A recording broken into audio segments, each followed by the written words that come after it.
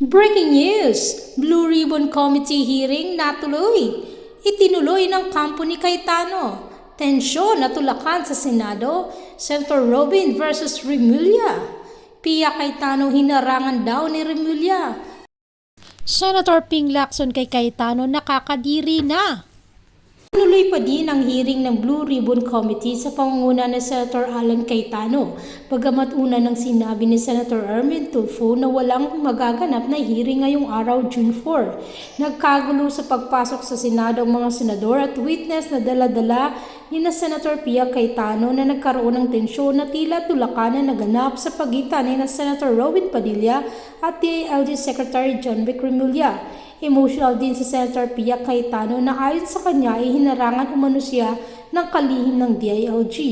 Mariin naman itong pinabulaanan ni Remulla at sabi niya papalabas na siya ng Senado na biglang isang malaking kumpol na grupo ang sumalubong sa kanya na ang ginawa niya ay didinagpatinag upang di umano siya matumba. Ipinaliwanag din ng kalihim na kaya siya nandoon ay humingi ng tulong sa Senate President Win Gatchalian upang maprotektahan ang Senado. Panoorin natin ang nasabing tulakan. Ulit lang ako kasi maayos naman. Sabi ko dun sa ating resource person, halika na, sinusundo ko kayo, let's go in. Nagulat na lang ako na nakita ko dun si Secretary John Vic Remulla, tinaharang ako. I never thought the day would come that somebody would prevent me from entering the Senate. This is my office. Again, thank you. Hindi ko rin nakalain na yung Senate staff, yung media, dahil nasama na kayo doon. Kayo pang nakatulong na makarating ako dito sa hearing na to. This is the Senate. This is the halls of democracy. We will hold our hearing and we will continue.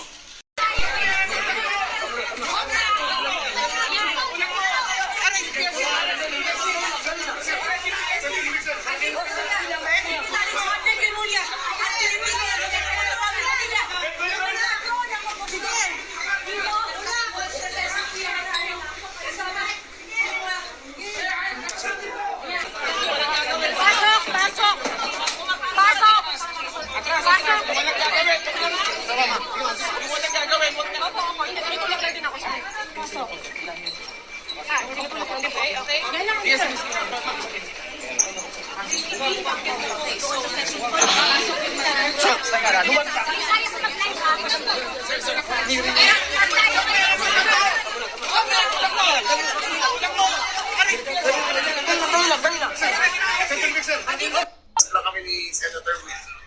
Palabas na ako. Magkita ko isang dilubyong tao dumarating papunta sa akin eh. Eh kung hindi ko protect ang sarili ko, matatagilan ako. So hindi kayo pumipigil? Yeah, I have to protect myself kasi siguro they were mga 50 sila eh. Diba? Pumunta ako dito para mag-confer lang kay Sen regarding security procedures. Nung paalis na ako, bilang nagdilubyo na rito, I just have to protect myself. Wala pa, there was no exchanges, there was no punches, wala saktan. But I did know, hindi ko alam na parating sila. Tinulak ba ho daw kayo ni Senator Padilla? Hindi na, I wouldn't say tinulak niya ako, pero siya'y nasa harap ko. Parang isang wave ng tao biglang nasa harap ko. Nagulot na lang ako eh. Kung hindi motivate naman yung katawan ko, nahulog na ako doon eh. Kasi dapat yung pintuan mismo yung door jump, yung door jump. So, baka nasaktan pa ako. May chance pa kayong mag-sorry kung sino ka magsasorry. Hindi na kailangan, trabaho lang nila yun. They were doing their job, I was doing my job ako, malapas lang ako. Ang feeling certain, physically, I wasn't hurt. But it takes more than that to hurt me. Sir, what can you say po to Senator Pia saying that you did block them po kasi you No, makita niyo naman, wala akong kasama. Tingnan niyo lahat ng video ako lang mag-isa. Malabas na talaga ako. Yung nakaparada ko, Chico, hindi siya labas. Mag-isa lang talaga ako. Ang blocking force, dapat maka-isandaan kayo. Pwede ba ako mag-isa mag-block ng isang batalyon ng tao? Hindi ko kaya ko yun. Kasi kung tap para siguruhin na yung Gatchalian group ang nakapangyayari in the building, with their committees, with their witnesses. I'm here kasi nagkakaroon ng parehong factions on left and right of the building. Diba? Ang iniiwasan namin, mag-clash yung dalawa. So uso ko sa kanya, diba, let's keep things down, diba, rhetoric down. And when we agreed, nagkasundo na kami, paalis na ako, bigyan na ng boom, sumabog na may parating pa na sila. Samantala, tinawag naman ni Senator Ping Lacson na nakakadiri si Senator Alan Cayetano sa mga pinaggagawa umano nito sa Senado. Nakakadiri siya.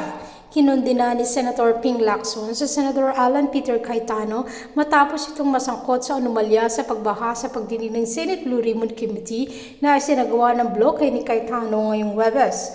Ang disgrasyadong ex-SP Cayetano ay desperadong kinaladkad ang aking pangalan sa isang bogus na pagdinig ng BRC na walang katiting na ebidensya o kahit katiting na batayan o dahilan maliban sa paghila sa akin sa kontrobersyang katiwalian. Inilantad niya ang kanyang suklam-suklam na pag-uugali sa pamamagitan ng paggamit ng mga overstretched innuendos. Nakakadiri siya, stated in expose. Nagugat ang alegasyon sa testimonya ng 18 dating Marines na inibitahan bilang resource person sa pagdinig. Pinagtibay ulit ng palisang Senate leadership ni Gatchalian.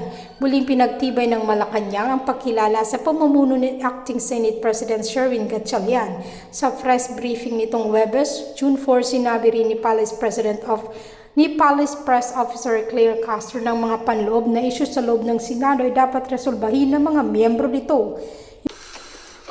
Actually, parang father-in-law niya eh. Something like that. Pero hindi sila legitimately kasal eh.